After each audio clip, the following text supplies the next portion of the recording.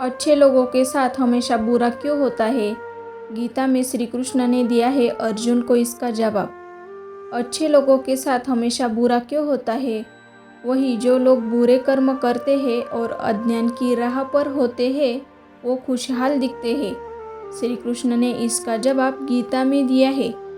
आपने महसूस किया होगा कि जो लोग अच्छे कर्म करते हैं वो परेशान रहते हैं, वही जो लोग बुरे कर्म करते हैं वो खुशी से रह रहे होते हैं। अच्छे कर्म करने वाले परेशान होते हैं कि आखिर उन्हें इतनी परीक्षा क्यों देनी पड़ रही है, जबकि जो अधर्म की राह में है वो खुश है और जिंदगी का लुत्फ उठा रहे हैं। अगर आपके मन में भी ये सवाल आया है तो आज हम आपको इसका जवाब देंगे। ये जवाब वो जो भगवद गीता में लिखा है और श्री कृष्ण ने अर्जुन को दिया था। भगवद गीता में वर्णित कथा के अनुसार जब भी अर्जुन के मन में कोई दुविधा होती थी तो वो श्री कृष्ण के पास पहुंच जाते थे। एक बार की बात है, अर्जुन ने भगवान श्री कृष्ण के समीप आकर कहा कि वो दुविधा में है और इसका जवाब वो श्री कृष्ण से जानते थे। श्री कृष्ण ने पूछा कि क्या सवाल है? अर्जुन ने कहा, मुझे ये जानना है कि अच्छे लोगों के साथ हमेशा बुरा ही क्यों होता है? वही बुरे लोग खुशहाल दिखते हैं। अर्जुन के मुंह से ऐसी बात सुनकर श्री कृष्ण मुस्कुराए और कहा, मनुष्य जैसा सोचता है और महसूस करता है वैसा कुछ नहीं होता है, बल्कि अज्ञानता की वजह से वो सच्चाई नहीं समझ पाता है। अर्जुन उनकी ये बात समझ नहीं पाए। इसके बाद श्री कृष्ण ने क्या कहा वो जानते हैं। श्री कृष्ण ने अर्जुन से कहा, पार्थ, मैं तुम्हें एक कथा सुनाता हूँ। उसे सुनकर तुम समझ जाओगी कि हर प्राणी को उसके कर्म के हिसाब से ही फल मिलता है। प्रकृति हर किसी को अपनी राह चुनने का मौका देती है। अब वो मनुष्य की इच्छा पर निर्भर करता है कि उसे धर्म की राह चुननी है या अधर्म की। कथा शुरू करते हुए श्री कृष्ण ने कहा, एक नगर में दो पुरुष रहा करते थे। एक पुरुष व्यापारी था जिसके जीवन में धर्म की बहुत महत्ता थी। वो पूजा पाठ में यकीन रखता था।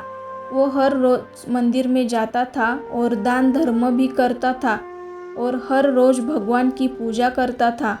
वही दूसरा पुरुष बिल्कुल विपरीत था।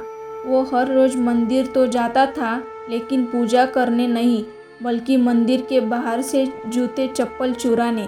उसे दान और धर्म से कोई लेना देना नहीं था। समय बीतता गया और एक दिन बहुत जोर की बारिश हो गई थी। इसी वजह से मंदिर में पुजारी के अलावा कोई नहीं था। ये बात जब दूसरे पुरुष को पता चली तो उसने कहा कि ये सही मौका है मंदिर का धन चुराने का। पंडित से नज़र बचाकर उसने मंदिर का सारा धन चुरा लिया। उसी समय धर्म कर्म में विश्वास रखने वाला व्यक्ति भी मंदिर पहुंचा। दुर्भाग्य से मंदिर के पुजारी ने उसे ही चोर समझ लिया और चिल्लाने लगे। वहाँ लोग एकत्र हो गए और उसे बहुत मारा। किसी तरह वो बचते बचाते वहाँ से निकला तो दुर्भाग्य ने उसका साथ वहाँ भी नहीं छोड़ा। मंदिर के बाहर वो एक गाड़ी से टकरा गया और घायल हो गया।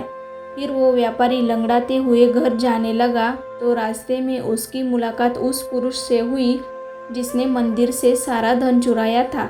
उसने कहा, आज तो मेरी किस्मत चमक गई, एक साथ इतना सारा धन मिल गया। ये सब देखकर उसे बहुत बुरा लगा और उसने अपने घर में भगवान की सारी तस्वीरें निकाल दी। कुछ सालों बाद दोनों पुरुषों की मृत्यु हो गई। मरने के बाद जब दोनों यमराज की सभा में पहुँचे और भले पुरुष ने दूसरे व्यक्ति को देखा तो उसे बहुत गुस्सा आ गया।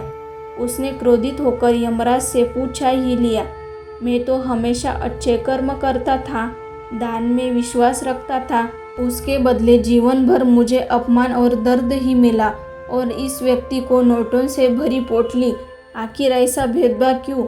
इस पर यमराज ने कहा, पुत्र, तुम गलत समझ रहे हो। जिस दिन तुम्हारी गाड़ी से टक्कर हुई थी वो दिन तुम्हारे जीवन का आखिरी दिन था, परंतु तुम्हारे अच्छे कर्मों की वजह से तुम्हारी मौत सिर्फ एक छोटे से चोट में बदल गई।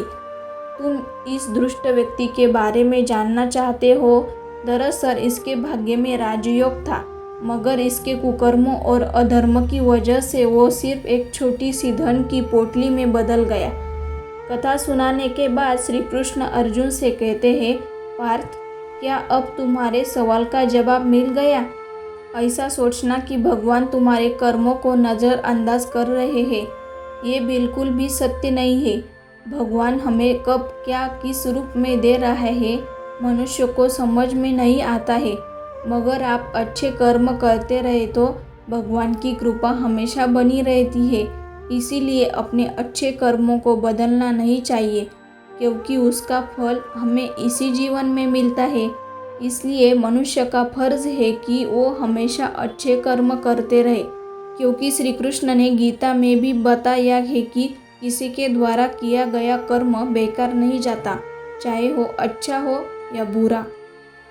दोस्तों, आपको हमारी ये स्टोरी कैसी लगी ये कमेंट करके ज़रूर बताना, और चैनल पर नए हो तो सब्सक्राइब करना।